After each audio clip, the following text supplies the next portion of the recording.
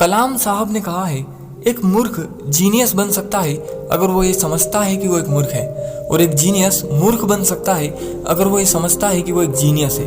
नमस्कार दोस्तों, स्वागत है आप सभी का आज एक और रियल मोटिवेशनल स्टोरी के साथ में आपके बीच हाजिर हूँ। आज की ये स्टोरी आप लोगों को बताएगी कि एक मूर्ख और एक जीनियस के बीच में क्या डिफरेंस होता है। दोस्तों, बात करीब 1000 साल पुरानी है। तमिलनाडु में चोल वंश का शासन हुआ करता था और उस चोल वंश के दरबार में वैसे तो कई सारे कवि थे, लेकिन प्रमुख थे वहाँ के राजकवि ओतकुत्तर, और वहीं बीच में एक कवि थे, कवि कम्मन।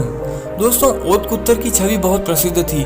वे अपनी अच्छी छंद रचना के कारण बहुत प्रसिद्ध थे और इसी कारण से वो दूसरे रचनाकारों और कवियों पर मिस्टेक्स, गलतियां निकाला करते थे और उन गलतियों के लिए उन्हें पूरे दरबार में लज्जित कर दिया करते थे। लेकिन दोस्तों, कवि कम्मन तो प्रतिभा के धनी थे।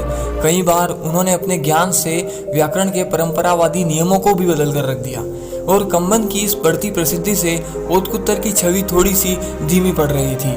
और इसी बीच एक दिन राजा ने सभी कवियों को ये प्रस्ताव रखा कि आप राम भगवान की कथा पर एक कविता लिखिए, और सभी कवियों को इसके लिए एक निश्चित समय दिया। दोस्तों, राजकवि ओतकुत्तर ने पूरे परिश्रम और मेहनत के साथ में एक काव्य संग्रह तैयार किया।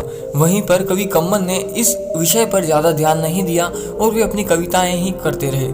दोस्तों, अब वो दिन आ गया था जब राजा को अपनी अपनी कविताएं सुनाने का दिन था, और राजकवि ओतकुत्तर ने बड़े ही गर्व के साथ में और सस्वर अपनी कविता का वाचन वहां पर किया और बहुत सारी तारीफें लूटी। लेकिन जब बारी आई कवि कम्मन की, तो उन्होंने अपनी पोथी खोली और उसमें से अपनी कविता पढ़ने लगे। और जब पास में खड़े एक व्यक्ति ने उनकी पोथी के अंदर देखकर राजकवि ओतकुत्तर को बताया, तो ओतकुत्तर के पसीने छूट गए, क्योंकि उस पोथी के अंदर कुछ लिखा हुआ ही नहीं था।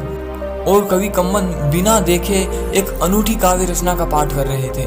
दोस्तों, जब अंत में सभी कवियों ने अपनी पोथियां राजा को सुपुर्द की, तो राजा ने कवि कम्मन की खाली पोथी देखकर उन पर गुस्सा ना किया, बल्कि उनसे खुश होकर उन्हें अपने दरबार का राजकवि बना दिया। उस दिन कवि कम्मन ने वास्तव में महाकाव्य की रचना की थी। उनके उस काव्य का नाम था रामावतारम। और दोस्तों, उस काव्य ने न केवल तमिलनाडु में बल्कि पूरे देश में प्रसिद्धियां लूटी। आज भी काशी विश्वनाथ में तुलसीदास के रामचरितमानस से पहले कम्मन की रामायण का पाठ किया जाता है। दोस्तों, हमें अपनी प्रतिभाओं पर गर्व होना ही चाहिए, लेकिन वो गर्व अभिमान में ना बदल जाए, इस बात का भी हमें समझदारी से ध्यान रखना चाहिए।